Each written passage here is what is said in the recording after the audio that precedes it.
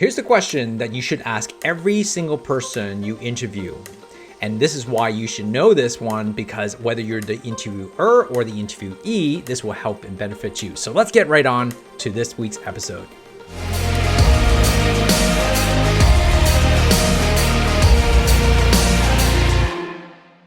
So why is it so important to know what questions to ask in an interview? Well, the interview there is to help you identify the characteristics and the personality of the person you're trying to hire. So I'm Dr. Laurence Tham, here, your chiro coach. In this episode, we're going to talk about the one question I feel like is the most important question to ask. Of course, there's many questions you can ask in an interview, but the one question I feel like it's so important to ask is this one question that will help you identify the range and the ability and the background and so on that gives you the characteristics of this person. The question I have for most people is this, what is the hardest thing you actually have to overcome in your lifetime? Or another way of framing it is like, what is the most difficult situation you ever been put into and how did you overcome it?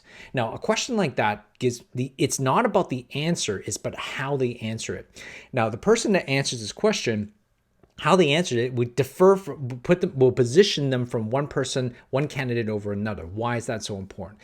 It's because how they answer that question, meaning that you want to know their resilience and their tenacity and what they actually have to overcome in their life. Now, if you had a person who comes in as a candidate who had a really privileged life in the sense that they didn't have to overcome anything, let's say, for example, someone who goes like, my most difficult situation was when I was younger, I was driving my dad's Mercedes and got stuck in the highway and I didn't know what to do and I had to figure my way out. Okay, so that's not bad. But versus someone who says, you know what, I was in Iraq and I lost my passport traveling there, and all of a sudden I had to figure out how to get out of the country. Now, they're both great answers, right? But the range of like the amount of resilience for this person, who's stuck in Iraq, I don't know why I picked Iraq, but stuck in some country losing their passport versus someone who's, in their dad's car and had to overcome that. They both had their experience, and it's really hard I'm not suggesting that, unfortunately this person just never had that experience of other things that they had to overcome, but that's not their fault, right? I understand that. But the thing is that if you had to hire two different candidates, that person who's got a bit more range in the sense of the range of the resiliency that they had to overcome is going to have a little bit more credential of knowing that when in your job and the job that they're going to come to, if there's going to be adversity that's going to be there, which is given, that that they're going to be able to handle that adversity, and this person could handle that adversity more likely than someone on this side, right? We're not making speculations, of course, but that is going to give us a range, because if the person's resilience meter is only this big, and where this person's resilience is this big, their range their flexibility and their adaptability is going to be much better. So that's why, hence, a question like that of asking something in their lifetime using their own experience on how they've overcome adversity and how they overcome and had that tenacity and resilience in themselves and how they operated it and what they did in action, for example, will really go a long way. And so that's from the interviewer perspective. And that will give you a chance to understand that when you put them under pressure, right, in your job as an associate, when they have to go out and get new patients, or when they got to be pressured to do certain things that they're uncomfortable with, can they handle the situation? The same thing for CA. When they come up to confrontation, when it comes to money or whatever, can they handle themselves? And you want to know that. It gives you an insight, and that's going to give you a measurement of candidates. Now, how does that help you if you were doing if you're an interviewee? Well, this is a really fundamental question you should ask yourself. What is the most difficult thing you have to overcome in your lifetime? Now, if you don't have a good answer to that, if you don't actually think about that maybe you have lived a privileged life, like I know I have, and you start to think like, have I actually done anything that has been significant enough to overcome that? Well, if you haven't, maybe this is a good time to maybe consider going, hey, maybe I haven't challenged myself. Maybe I haven't put myself in situations where I need to have difficulty and overcome a certain situation. And this, you can actually design that, right? You don't have to put yourself in dangerous situation. You can literally put yourself in towards a competition that maybe enter a half marathon if you've never ran before, and put yourself in how to overcome that resiliency.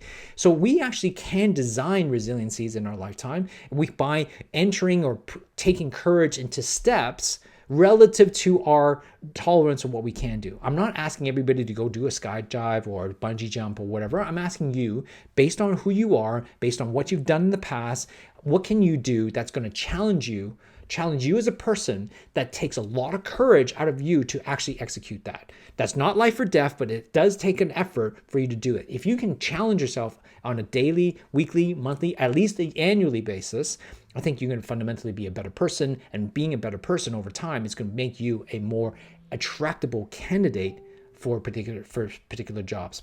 Just thought it would be helpful to kind of think about your own resiliency. Are you challenging yourself to be a better person, to be a better operator, to be a better chiropractor, to be a better practitioner? If you're not, it's up to you. You don't have to wait for those difficult situations to occur to you. It's about up to you to take challenge, to take yourself into those situations and show yourself how you adapt. You will learn more about yourself in those circumstances and how you can take those lessons and apply it and benefit yourself and also others. So I hope that's been helpful. Ask yourself the question, what's the biggest thing I had to overcome, the challenge you had to overcome, and what did you do? And if you haven't, what can be an obstacle that you would love to overcome in this year, so that you can put yourself in that situation, prepare for it, and execute and learn to be better. So I hope this has been helpful. I'm Laurence Tham from Your Chiro Coach. If there's any comments on this, I'd love to hear your biggest challenge in the comments below. All right, we'll talk to you soon. It's all well and good to have a successful practice, but in the grand scheme of things, I want to make an impact.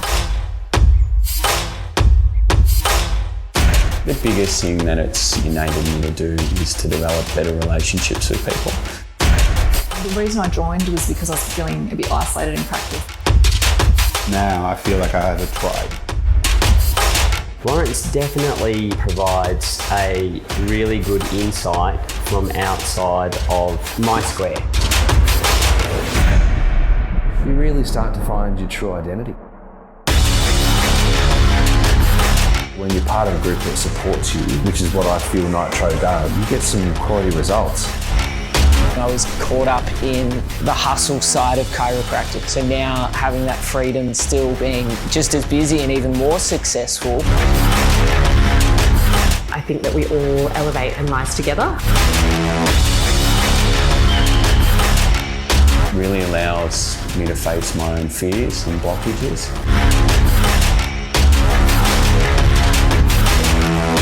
It's about being with like-minded people, but being about people who want the same thing, which is like this willingness to support each other and hold each other accountable at the same time. We went from seeing an average of 140, 150 people to seeing now 250 people.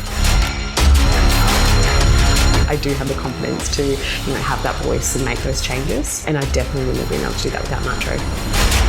It's not trying to create me to be something else, it's trying to create me to be the best version of me.